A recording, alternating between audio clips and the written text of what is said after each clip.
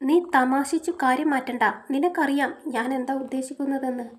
ഇനിയും വെച്ച് താമസിക്കൂല. അച്ഛൻ പോയി കണിയാരെ കാണുന്നുണ്ട്. ജാതകം നോക്കിക്കാൻ.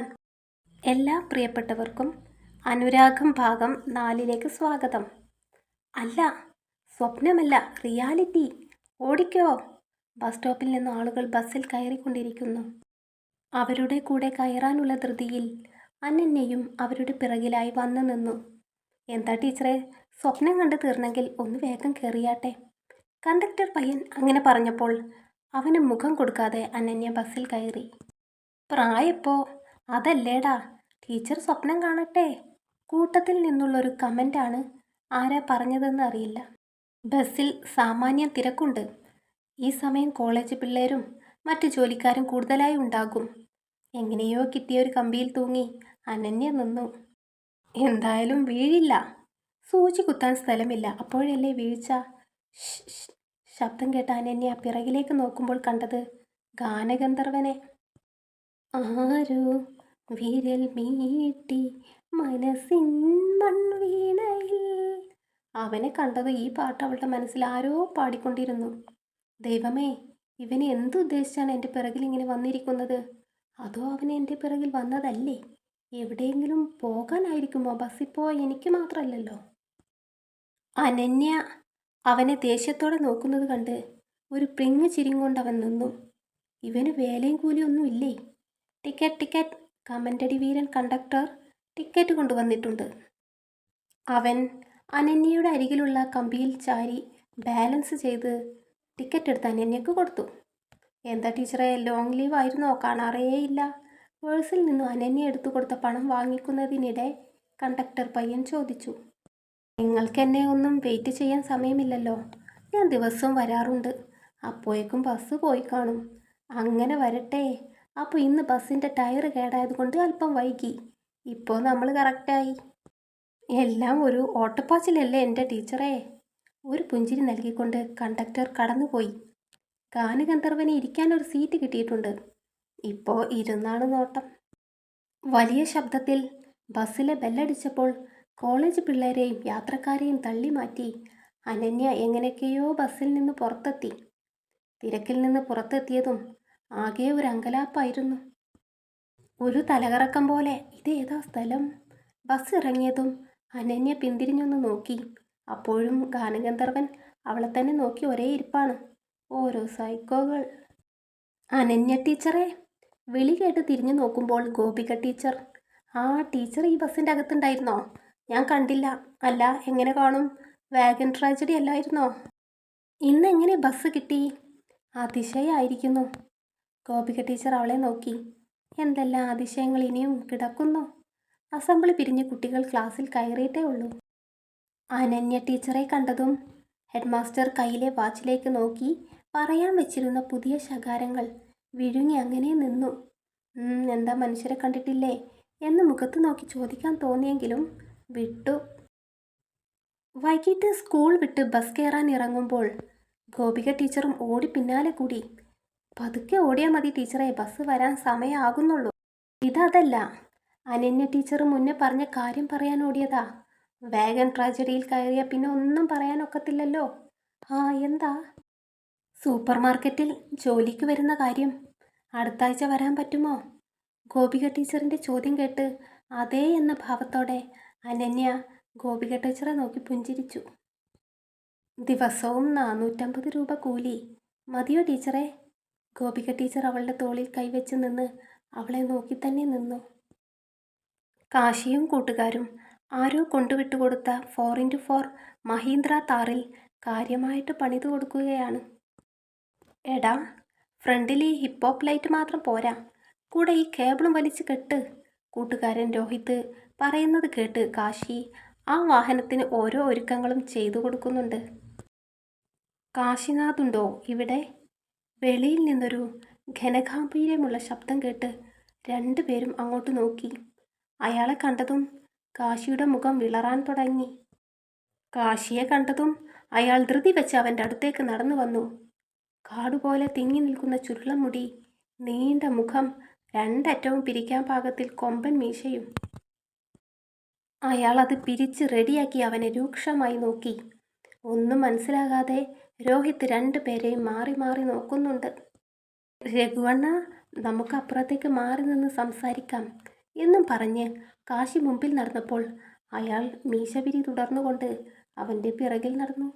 കാശിയും കൊമ്പം മീശക്കാരനും നടന്നകലുന്നതും നോക്കി രോഹിത് വണ്ടിയും പരിപാലിച്ചു നിന്നു. അണ്ണാ, ഞാൻ അങ്ങോട്ട് വിളിക്കാൻ നിന്നതാ. നീ വെളച്ചിലെടുക്കലടച്ചക്കാം. നിന്നെപ്പോലെയുള്ള കുറേ മൂരാച്ചികളെ ഈ രഘുവരൻ കണ്ടിട്ടുള്ളതാ. അണ്ണൻ എന്നെ വിശ്വസിക്കുക, ഞാൻ പറഞ്ഞതുള്ളതാ. നിന്നെ വിശ്വസിച്ചിരുന്നിട്ട് എനിക്കെന്ത് കിട്ടാനാ? നിന്റെ പെങ്ങളെ കെട്ടിച്ചു തരാനുണ്ടോ? അണ്ണാ, കാശിയുടെ സ്വരം മാറി. പൈസ എടുക്കടാ. അതാ ഞാൻ പറയുന്നേ, എനിക്കൊരു 2 ആഴ്ച സമയം തരണം. പണം ഞാൻ അങ്ങോട്ട് എത്തിക്കാം. പണം എത്തിച്ചില്ലെങ്കിലോ? രഘുവരൻ പുരികം പൊക്കി മീശ പിരിക്കാൻ തുടങ്ങി. അണ്ണൻ ഇങ്ങോട്ട് വരുമെന്നല്ലേ? അങ്ങനെ സംഭവിക്കില്ല. പണം ഞാൻ അങ്ങോട്ട് എത്തിക്കും. ഇങ്ങോട്ടല്ല, ഇനി നിന്റെ വീട്ടിലേക്കായിരിക്കും വരുന്നേ. രഘുവരനെ ചൊറിയാൻ നിൽക്കരുത് നീ. ഈ അണ്ണൻ്റെ തമാശ. ഒരു ആക്കിയ ചിരി ഉണ്ടാക്കി കാശി അയാളുടെ ഷർട്ട് മെല്ലെ തലോടി. ഇപ്പം ഞാൻ പോകാം. 2 ആഴ്ച കാക്കും. ഞാൻ വിളിക്കുമ്പോൾ ഫോൺ എടുക്കണം കേട്ടോടാ. ഓ, ഞാൻ എടുക്കാം. കാശി അയാളെ നോക്കി കുനിഞ്ഞൊന്ന് തൊഴുതു. അയ്യോ, ഈ കാട്ടുമാക്കാൻ വിളിക്കുമ്പോൾ ഫോൺ എടുക്കാൻ ഇവനാരെൻ്റെ കാമുകിയോ? ഈശ്വരാ, ഏതു നേരത്താ ഈ നാറിയുടെ കയ്യിൽ നിന്ന് കാശ് പലിശക്കെടുക്കാൻ തോന്നിയത്? കാശി പിറുപിറുത്തുകൊണ്ട് തല തടവി. ഡാ! രോഹിത്തിൻ്റെ ഉറക്കെയുള്ള വിളി കേട്ട് കാശി സ്റ്റിക്കർ ഷോപ്പിലേക്ക് ചെന്നു. എന്താടാ, ആ മീശയുമായിട്ടൊരു ചുറ്റിത്തിരിയൽ? അതൊന്നുമില്ല, നീ അറിയണ്ട. കാശി മുഖം ചുവപ്പിച്ചു. എന്താടാ, വല്ല പെണ്ണ് കേസാണോ? രോഹിത് ശബ്ദം താഴ്ത്തി ചോദിച്ചു. ചേ പോടാ. കാശി അരിശത്തോടെ അവനെ നോക്കി. പിന്നെ എന്തിനാ കാട്ടുമാക്കാൻ നിന്നെ തേടി വന്നത്? അത് ഞാൻ അയാളുടെ നിന്ന് കുറച്ച് പൈസ കടം വാങ്ങിയിരുന്നു. പൈസയോ? നിനക്കെന്തിനാ പൈസ? എല്ലാവർക്കും എന്തിനാ പൈസ? അതിന് തന്നെ എനിക്കും പൈസ. ഡാ, ഒരു ജോലി തന്നു എന്ന് കരുതി നീ എൻ്റെ അപ്പൂപ്പനാകണ്ട. അനന്യ ചേച്ചി അറിഞ്ഞിട്ടാണോ? ഇല്ല, അറിഞ്ഞിട്ടില്ല. ഇനി നീയായിട്ട് വിളമ്പണ്ട എന്നും പറഞ്ഞ് കാശി അവിടെ നിന്ന് മുങ്ങി. ബസ് ഇറങ്ങി അനന്യ വേഗത്തിൽ വീട്ടിലേക്ക് നടന്നു. ഗാനഗന്ധർവൻ ഇരിക്കാറുള്ള കിണറിൻ്റെ മതിലിലേക്കൊന്ന് ഇടം കണ്ണിട്ട് നോക്കി. ഇല്ല, അയാളില്ല. അല്ലെങ്കിലും വൈകുന്നേരങ്ങളിൽ കാണാറില്ല. വീടെത്തിയപ്പോൾ അമ്മയും അച്ഛനും ഉമ്മർത്ത് തന്നെ ഉണ്ട്. അച്ഛൻ ചാരുകസേരയിലും അമ്മ തിണ്ണയിലുമായിട്ട് ഇരിക്കുന്നുണ്ട്. ആഹാ, ഇതെന്താ പതിവില്ലാത്തൊരു കാഴ്ച? മോള് കൈയും മേലും കഴുകി വാ, അമ്മ കഴിക്കാൻ എന്തെങ്കിലും എടുക്കാം എന്നും പറഞ്ഞ് ശാന്തിയമ്മ എഴുന്നേൽക്കാൻ തുനിഞ്ഞതും അനന്യ തടഞ്ഞു. വേണ്ട അമ്മേ, ഇന്ന് ഞാൻ അമ്പലത്തിൽ പോകുന്നില്ല. ആ, ശാന്തിയമ്മ അവളെ നോക്കി ഒന്ന് ചിരിച്ചു. ചുവപ്പ് നാട, അവൾ മെല്ലെ അമ്മയുടെ കാതിൽ പറഞ്ഞു. വേണ്ട അമ്മേ, ഇന്ന് ഞാൻ അമ്പലത്തിൽ പോകുന്നില്ല. ആ, ശാന്തിയമ്മ അവളെ നോക്കി ഒന്ന് ചിരിച്ചു. ചുവപ്പ് നാട, അവൾ മെല്ലെ അമ്മയുടെ കാതിൽ പറഞ്ഞു. എങ്കിൽ ഇത് തന്നെ പറ്റിയ സമയം, ശാന്തിയമ്മ മനസ്സിൽ വിചാരിച്ചു. അതേ. ശാന്തിയമ്മ മാഷിനെ നോക്കി കണ്ണുകൊണ്ട് എന്തോ ഒരു ഗോഷ്ടി കാണിച്ചു. മാഷും അതേപോലെ ഒരു ഭാവം തിരികെയും കാണിച്ചു. എന്താ ഇവിടെ ഒരു കഥകളി? രണ്ടുപേരെയും മാറി മാറി നോക്കി അനന്യ ചോദിച്ചു. മോളെ, നാളെയാണല്ലോ നമ്മുടെ തെക്കേലെ വന്ദനയുടെ മോൾ ദേവികയുടെ കല്യാണം. അതെ, എനിക്ക് നാളെ ക്ലാസ് ഉണ്ട്. അമ്മ പൊക്കോ.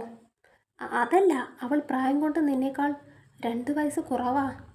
അതൊക്കെ ഒരു കുറവാണോ? നീ തമാശിച്ചു കാര്യം മാറ്റണ്ട. നിനക്കറിയാം ഞാൻ എന്താ ഉദ്ദേശിക്കുന്നതെന്ന്. ഇനിയും വെച്ച് താമസിക്കൂല. അച്ഛൻ പോയി കണിയാരെ കാണുന്നുണ്ട്. ജാതകം നോക്കിക്കാൻ. പിന്നെ ആ ദേവൻ ബ്രോക്കറിനോട് നല്ല ആലോചനകളുണ്ടെങ്കിൽ അറിയിക്കാൻ പറയാനും. ആഹാ, അപ്പം അതാണ് കാര്യം.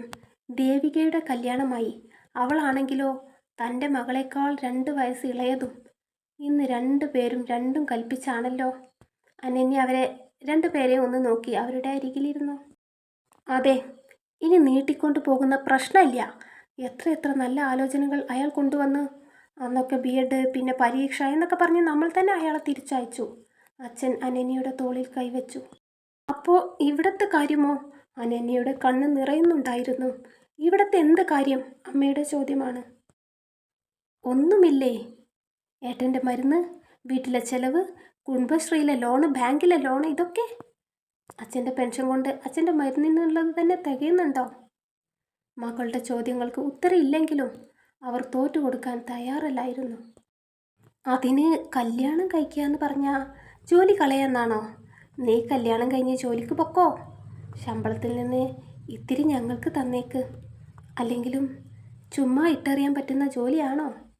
ഒന്നുമില്ലെങ്കിലും ഒരു സർക്കാർ ജോലിയല്ലേ? അച്ഛൻ്റെ പറച്ചിൽ കേട്ട് അവളൊന്ന് പുഞ്ചിരിച്ചു. എന്തായാലും അനന്യ കല്യാണത്തിന് സമ്മതിക്കും. അവളുടെ കല്യാണം നടക്കുകയും ചെയ്യും. അടുത്ത ഭാഗം അടുത്ത പാർട്ടിൽ കാണുന്നത് വരെ ഞങ്ങൾ കാത്തിരിക്കണം. Thank you.